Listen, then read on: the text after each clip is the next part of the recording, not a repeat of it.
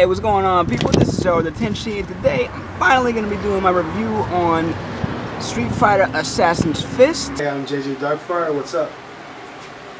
And over here we got... Jack Mild. Look at the camera. Okay, turn it around now. Oh, man. Yeah, so we just got finished watching the whole thing from start to finish, and we're just going to run down the good, the bad, what we liked about it, what we'd like to see in the next installment. Hopefully they get a next installment, which I don't doubt they will. Alright, so who wants to start this off? Next questions. Alright, first things first. What did you guys think of it as a, as a film? Not a video game adaptation. Let's take that off the table. What do you guys think of it as a film? As a film, I thought that it was pretty fucking great. Excuse my language, by the way. I know I said before that I was a little disappointed with Ryu's development as an actor, but after seeing the series progress a little bit more, I kind of changed my opinion about that because he's just starting his journey now. Exactly. That's where his character development begins. Mm-hmm. As a whole, as a movie on its own, it's pretty great. Although, when it came to the martial arts and doing Shoryuken and Tatsumaki Senpyaku, it's just embarrassing to watch for an actual person to do. That's just my personal opinion. What, because of its origins in a video game and the fact that there's no real physics in a video game? It's just, in plain general, I don't want to see somebody in the street doing Shoryuken! I have seen people in the street attempting to do that. Well, most of the kids. Embarrassing. It's just horrible. Alright. Now, the only cool thing was at the end when they were fighting each other, we saw some Dark Hado moments, which he obviously, Ryu, has that struggle period with the Dark Hado, and then Ken tries to help his buddy out, but then at the end he uses his flaming Shoryuken, which at the only point in the movie that I thought was actually pretty cool for a move. But other than that, it's just crap. okay, so those are the only two moves that piss you off. That's it? Yes. Okay, so that's one thing. Let me get the camera for a second. Put Jack up there. So, pardon me, people, for a second. So, Jack, you are basically the only one who has not grown up playing the Street Fighter video games, don't know much about the legacy, so you're coming in here as just... As a noob. You've played the games, you've played Street Fighter 4. But you're coming in here looking at this from just a film perspective, right? Of a noob. So okay, a perspective of a noob. You want to call? He's a self-proclaimed noob. Okay. So what do you think of the film overall, story, everything? Well, as a film, when you're doing a film where you have a very limited amount of characters, it's imperative that you have the utmost character development possible. And I'd say that the film sort of suffers in that department from Ryu and Ken's part, who I felt were the least developed of all. Mm. Sayaka can almost be considered an extra because her role is very minor in the film. I actually felt that the most development was actually from Go-Ken's part. Because originally he was sort of like this Zen person, like the Zen tough master who just imparts nuggets of wisdom onto his grasshoppers. And then as the film progresses, you see him almost more as a loving father figure. And sort of as a guardian as well, because he's always on the lookout. Or rather, he ends up being on the lookout. He probably was always on the lookout for Goki, because Goki had already learned the Dark Hado. Mm. Ryu and Ken more or less retain their original personalities throughout the whole film, and aren't entirely human very much. There's only one particular scene where they are actually people, and that's when Ryu is unloading the truck while Ken is talking about Mega Man 2. And then they're playing it together on one of the most nostalgic consoles ever. What about the bar scene?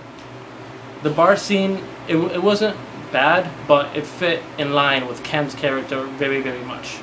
The rebel, American, break the rules type of guy who likes to do quote-unquote bad things. Mm.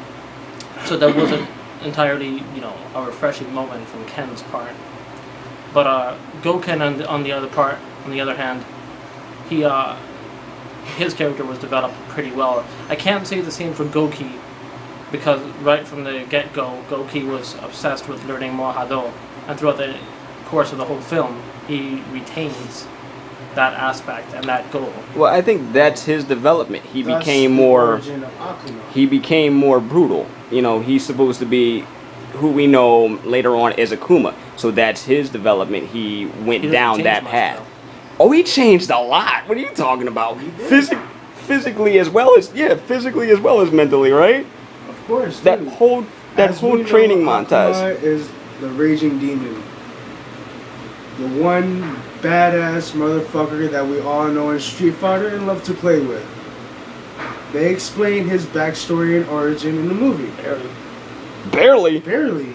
It was him and Goki the entire time, you know? There wasn't a whole lot of backstory to him. Even then, in the flashbacks, he was still obsessed with perfecting his Hado. That's his that's his backstory. Akuma. That's not much of a backstory. That's his. What do you expect? What do you want them to do? Go all the way back to when they were babies or something? Not so much that, but for there to actually be some sort of conflict within him. You didn't see the conflict within him? He was struggling. To learn Hado. He was struggling. with the Dark Hado. And on top of To that, learn the Hado. yeah, but on Strong.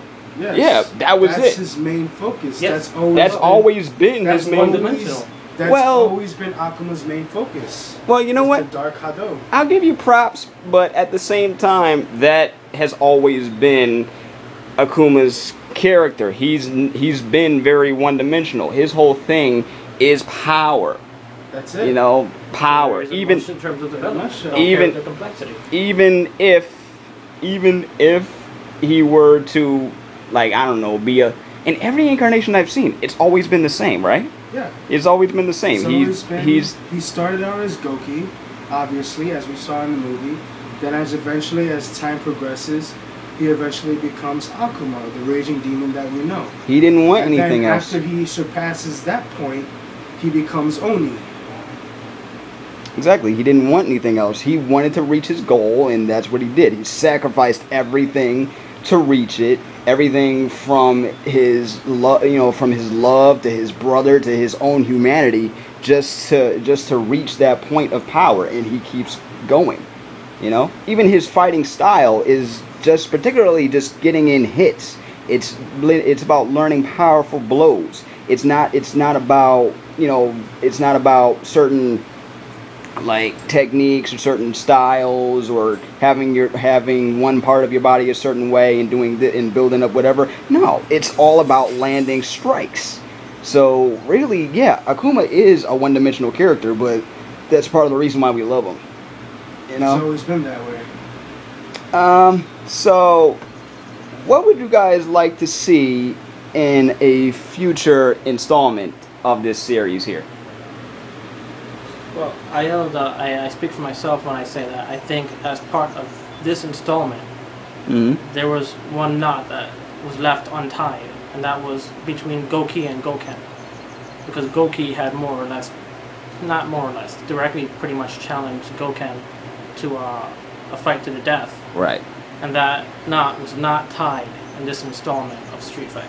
That remains to be seen, and I think that it sort of weakens the ending of the film a little bit. Because unless there was more to be continued besides that one fight, it should have been included. I agree. It is imperative that if there should be a... Alright, so all in all, we all have our opinions, but we all agree that this was a good film as far as, this adaptation goes. This, I would say at this point, is probably the definitive version. Hollywood cannot touch this. If they tried, honestly, it's going to be like the last two. I'd rather, you all already know, I didn't like the other adaptations. I could watch the Van Damme one and have a laugh, but as far as the Chun-Li one, y'all already know how I feel about that. But really, I cannot wait to see if they get another chance to do another installment. I want to see some of my other favorite characters in this and how they developed as the characters we all know and love. And big ups to everybody involved in this. This was well worth the wait. Thank you so much to everyone that has subscribed to my channel. Check out my other videos. Check out my fan films playlist. And with that, I am Elder Tenchi. Thanks to JJ Darkfire and looking good always. and my man Jack. Thank you so much for being a part of this, man. Tell the people goodbye. Bye.